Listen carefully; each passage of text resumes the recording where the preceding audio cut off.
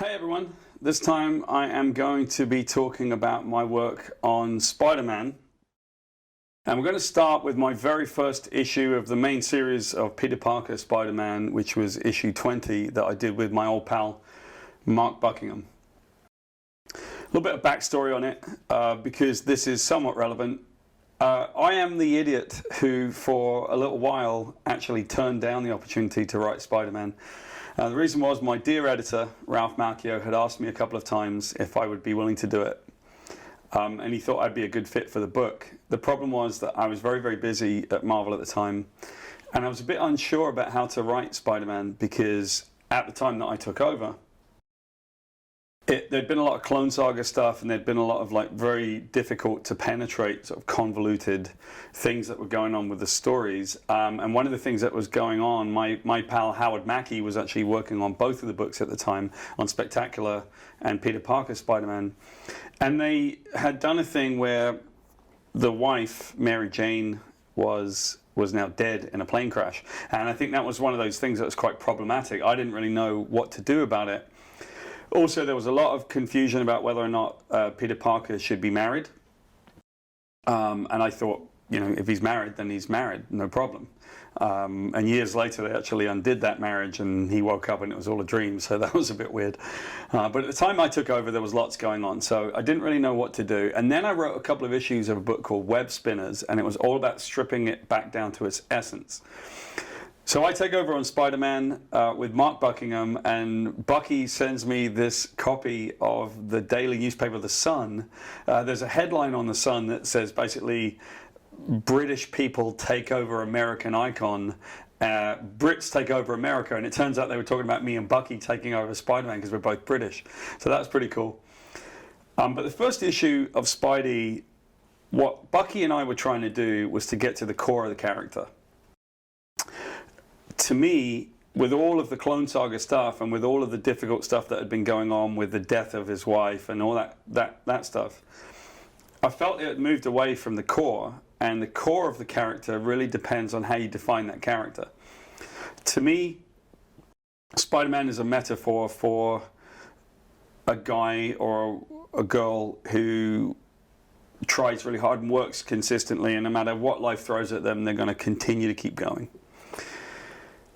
So the other thing that I felt was really lost in Spider-Man was that it used to be he would win with his sense of humor, with his optimism.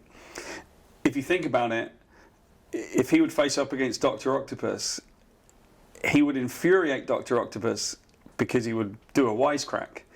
And Dr. Octopus, having no sense of humor and being a villain, would hate it. So that was where he won all of his battles, and I felt it had just gone away from that because everything was about death and sadness and clones and intrigue and crossover stuff. So Bucky and I decided we would do a first issue that talked about why is he Spider-Man? What's at the core of it? And what we said was, the core of everything was that he had learned a sense of humor, and he probably had learned that from his Uncle Ben. In the story, he goes to Uncle Ben's grave and he says, I've lost it, Uncle Ben. I don't think I've got anything left. I don't know how to laugh anymore.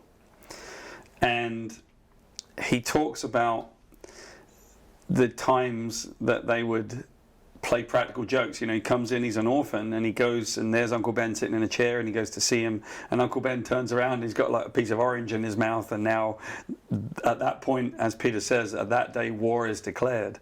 And so they play pranks on each other, and that's where Peter gets his sense of humor. It's what allows him to come in as a little kid, as an orphan, after losing his parents. He starts playing with this kindly old uncle, and now you demonstrate how they love each other through this humor, and every so often the jokes would backfire. It's funny that in all these years, Spider-Man is very much the one character that I will tell people is most like me. In my own family, we play practical jokes on each other all the time. Me and Nye Perfect do this, although her practical jokes are usually just a bottle of water over my head or something. But we showed in the story how Peter Parker had become Spider-Man, not necessarily just because he was bitten by a radioactive spider, but that this was the kind of personality, like a heroic personality he was always going to have. I've always thought that if he wasn't Spider-Man, he would always have been a teacher or something. And the story runs itself around, we talk about like how they play these jokes, and then finally it gets to the last moment. And there he is sitting in front of the grave, and he's feeling sorry for himself. And he said, "That's the problem, Uncle Ben. You know, I don't know how to laugh anymore. I don't think I want to be Spider-Man. Like, you tell me what's funny." And at that moment, a car drives by and absolutely spatters him with water. And he realizes what's happened, and it's a joke from Uncle Ben, and he just starts cracking up laughing.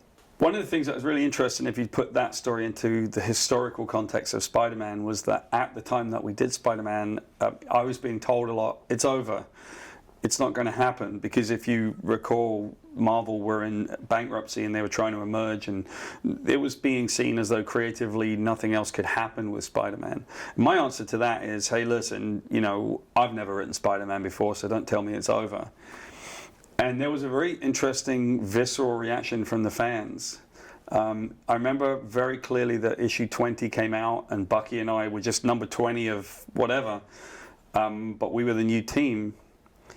And I remember so many comments coming to us saying, my Spider-Man is back. And it was at that moment that Bucky and I realized, you know, we're onto something. It maybe sometimes just returning a character to the core, enjoying the character, not taking it so seriously. We did so many one and done issues, single issues, and to this day I'm still signing single issues of a book as opposed to collected trades. So there it was, Spider-Man 20, our very first one and done issue of Spider-Man, and I'd like to think that Bucky and I had a little bit of success with that one.